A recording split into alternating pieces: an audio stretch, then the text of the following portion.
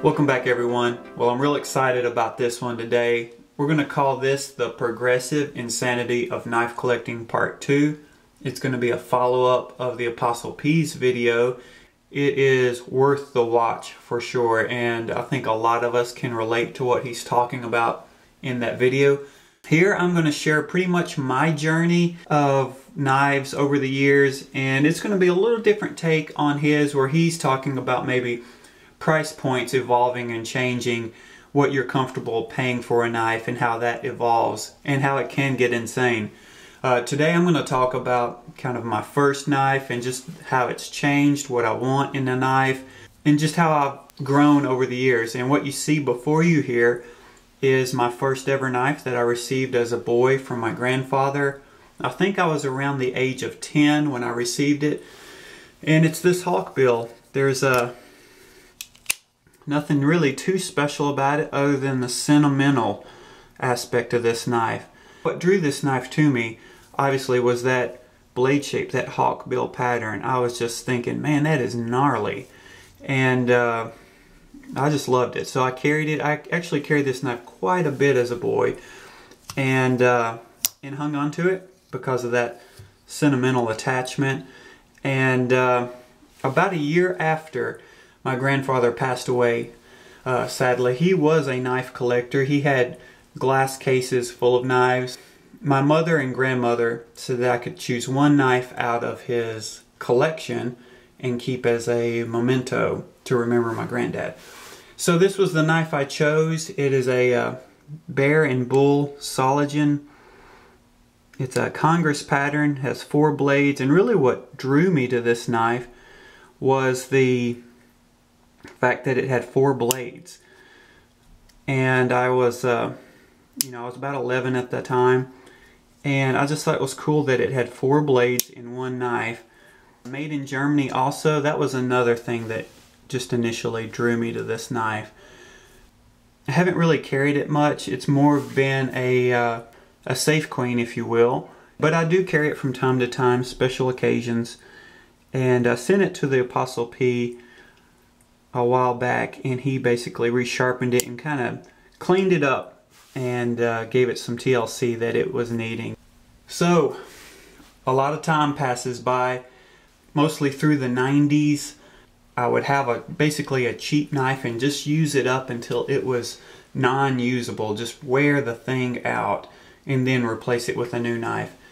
A lot of those in and out of my life during those days. And then for Christmas one year in '04, my brother gifted me this, a Kershaw Scallion. And it's a little bit reminiscent of some of those cheaper knives I had in the 90s. Not that this is a cheap knife. This was, at the time, this was such a great knife for me. And I carried this knife for 4 years, every day. And if you can see there, the tip. I broke the tip off using it in a manner that it was not intended. I kind of reground a tip back onto it. This assisted opening mechanism in it is broken. That spring's broken in there. The little safety that they put on there, it's broken. The clip, even if you tighten these screws, the clip is pretty non-secure. So this knife's pretty much worn out. I mean, some of you may say, oh, it can be tuned up a little bit, but for me, it's it's not a carry knife anymore. And also, the way that it's oriented, it's pretty much a right-hand only carry knife, and I'm a lefty. So that one kind of went to the side. But a great knife. I love that my brother gave it to me, so there is that kind of bond there with him, and I kept it. And even though that it's worn out, it's one of those knives I hung on to, and I don't know, I'm a little bit of sentimental, I guess, in that. So in 2008, I was looking for a replacement knife for the Scallion, and I stumbled on YouTube, where there's a lot of knife reviews at that time, and still are. Found guys like Nut and Fancy and Cutlery Lover. So after a lot of looking and knowing what I wanted and didn't want in a knife, I settled on Benchmade 556. And man, this was a step up, a giant leap, if you will, into a better knife, and just something that worked so much better for me. At the time, the best steel I've ever had, 154 cm, a steel that I very much like, a knife that I can make left-hand carry, and a knife that honestly, the more I used it, it just felt like an extension of my hand. The mini grip is just the right size for me. This around 3-inch size, it just fits my hand. The blade just fits oh so well. And man, I love this knife. Still do, always will.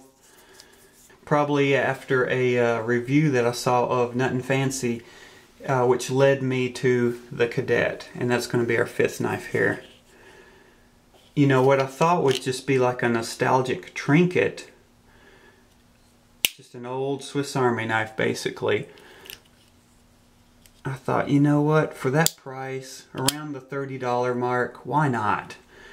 But after carrying it and using it, I discovered that this is so much more than a trinket. It is so useful. The Cadet is the multi-tool that I carry most often. Into paring knives, if I carry a bigger or smaller knife, the Cadet's always the smaller knife. At this point, I've remained faithful and good at staying below my $100 limit for pocket knives. But there was always a knife that has caught my eye. And since I liked the mini grip so much, I thought maybe a pricier Benchmade could be even better, which introduces the 940. Is it better than my mini grip? My beloved mini grip? Yes, it is for me.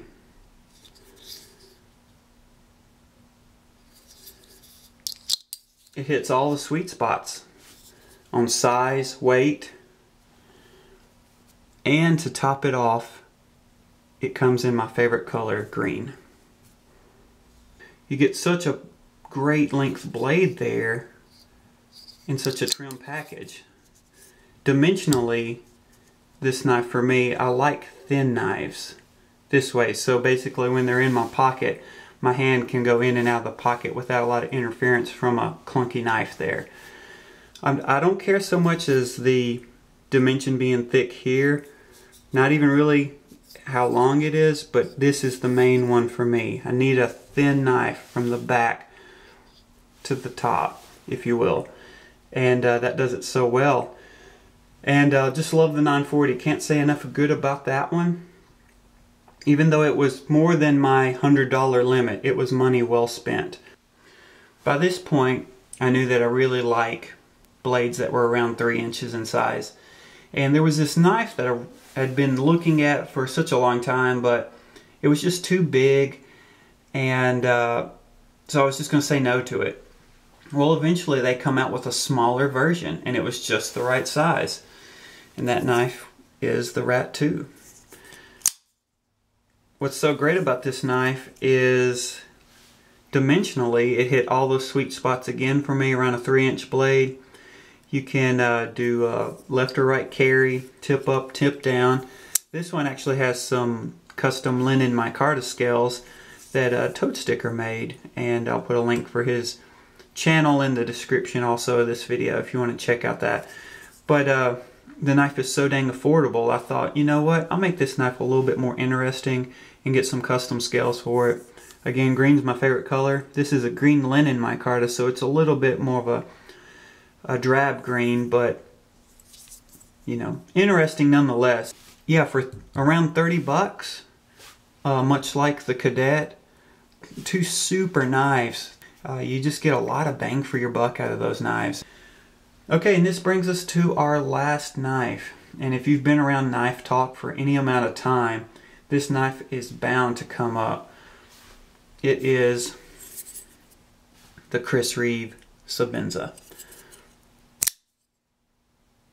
And since I prefer 3-inch blades, the small Sebenza was the Sebenza for me. Now,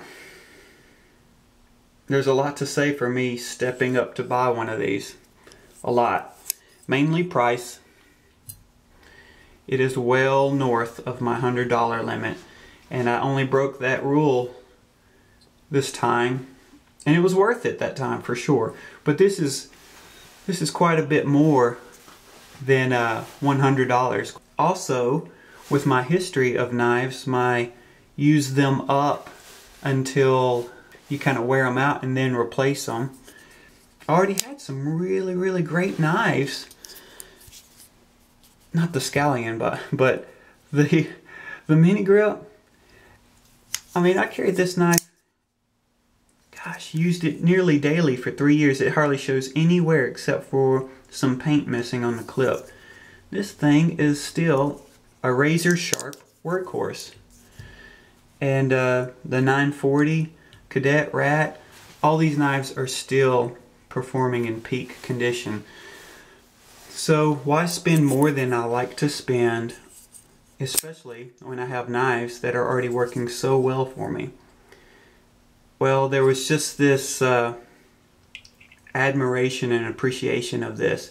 The quality, maybe even not even quality, but maybe just the appreciation of fine design. I think there was maybe a bit of that there. Some guys I really trust, and kind of some fellow knife and gear guys, they're like, you gotta try it. Rob, the Apostle P, loaned me his small Sebenza and let me just kind of test drive it, and really that was all it took. I could identify with it right away that this is such another level.